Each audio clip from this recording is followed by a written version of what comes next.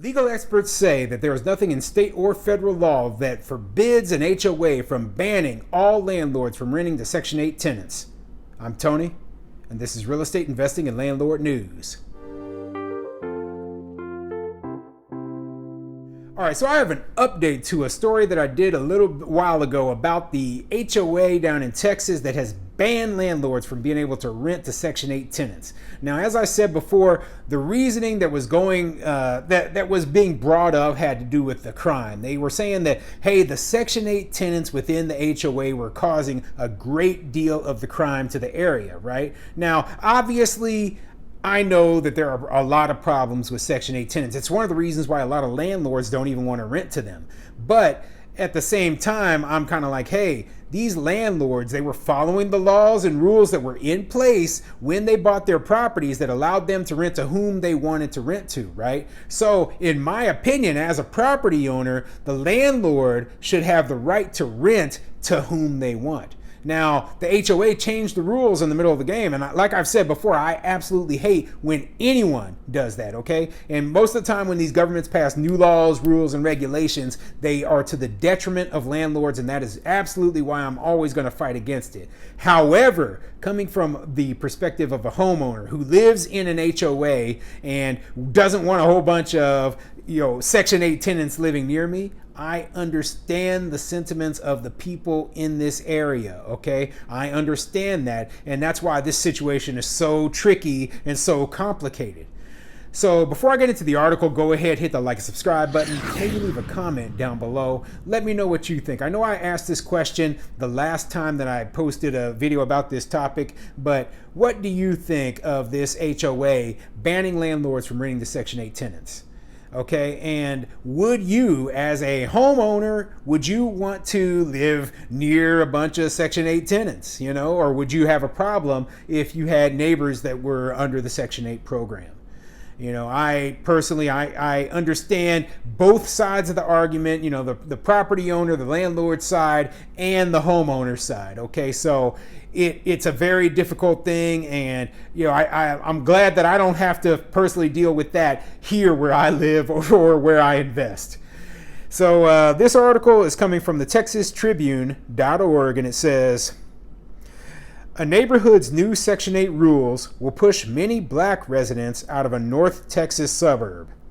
So yeah, this article, they're going straight for the race card, right? Now, I obviously don't think this is a black issue or a white issue or a racial issue, but some people do, and I'm going to let you know what I think of it as we go through the article. So let's go. By the time Ravisha Threats moved into a 2-story home in this North Texas hamlet last year, she had filled out more than 100 applications to find a home for her and her 4 children. Threats, 31, said she wanted a home somewhere good and humble for my kids as she tried to escape an abusive relationship in Atlanta. She considered joining her sister in California, but worried she couldn't afford that state's high rents, even with help through the Federal Housing Choice Voucher Program, widely referred to Section 8, that subsidizes a portion of a low-income household's rent. Then Threats Center turned her attention to the suburbs north of Dallas and Fort Worth. The rent was affordable, and according to her sister's research, crime was low. Threats says she applied to live in more than 100 houses and apartments, but none would accept her. Texas is one of the few states that allows landlords to reject renters if they receive housing vouchers. Actually, the majority of states allow landlords to reject renters if they receive housing vouchers. Only a few, and mostly coastal, far left progressive cities, are the ones that require landlords to accept Section 8 tenants. Okay, so this article is obviously not being honest, because that is not the truth at all. Finally, Threats found a landlord in Providence Village, a town of about 7,700 people less than an hour's drive north of Dallas, who accepted vouchers. And she and her kids left Atlanta with 4 suitcases bound for Texas. Threats says she fell in love with Providence Village. She started a business cleaning neighbors' homes. Her kids were happy. Her daughter had been withdrawn since her father died in 2015 and retreated even further from friends during the pandemic. But in Providence Village, she opened up, Threats said. I was at peace. I was happy, Threats said. The neighbors, they treated us like family. But after less than a year, Threats and her family must once again pack their bags and move elsewhere. And this goes into the fact that, hey, the village, Providence Village, is mostly this HOA, okay? The HOA and the town are basically the same thing. They cover essentially the exact same area, and the HOA decided, hey, we do not want Section 8 tenants within the HOA, which basically banned all people who were, taking Section 8 from the entire town. It's kind of a crazy thing. I haven't really heard of an entire town that was within an HOA before, but hey, this is Texas, and this is things are done a little bit different there. So nice, the sob story to start off this article, right? But let's get down into the business because I find this article interesting because every time a new law or rule or regulation is passed, they like to throw the race card out there, and I don't always think that everything has to do with race. Okay, so let's go down to the part where they get into it.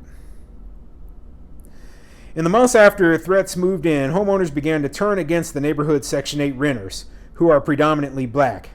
In private Facebook groups, they increasingly blamed tenants for a perceived uptick in criminal activity in Providence Village. The wave of anti-Section 8 sentiment peaked in June when the Providence Homeowners Association board passed a rule effectively banning Section 8 renters from living in the neighborhood, a move that will displace more than 150 families from the majority white enclave. Black families make up 93% of the 157 households with Section 8 vouchers living in Providence Village, according to the Dallas and Denton housing authorities. Women head all but 5 of those households. So what we have is a large group of black women who are the ones who are living in these Section 8 households. But they say, hey, these are the heads of household, but they don't say,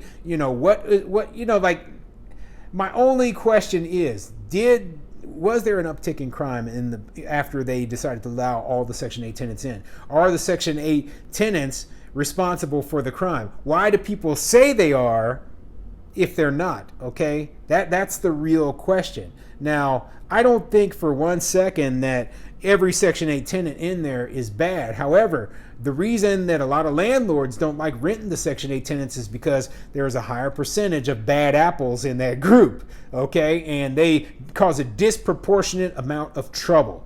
And if that is the case, then that is why a lot of landlords refuse to rent to them. That is why a lot of people don't want to live near them, okay? So I don't think it's a racial issue as much as, hey, we got some bad tenants in here and they caused a lot of trouble. And the only way we can figure out how to get rid of bad tenants is to ban all of Section 8. So, unfortunately, what that does is it takes away the landlord's property rights and their ability to rent to who they want to rent to. And I don't like that. Okay, so yeah, this is a tricky situation here.